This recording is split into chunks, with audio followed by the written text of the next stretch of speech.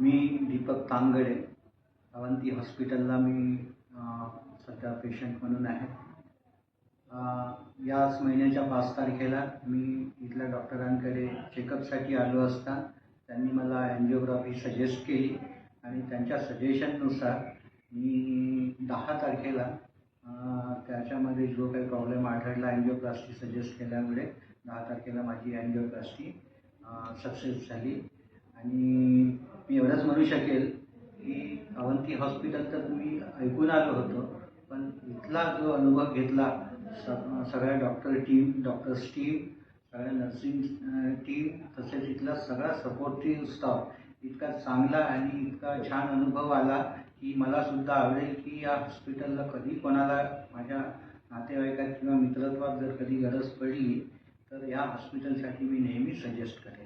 एवढेच म्हणतो आणि या हॉस्पिटलच्या सगळ्या स्टाफला मी शुभेच्छा देतो. Thank you Avanti hospital.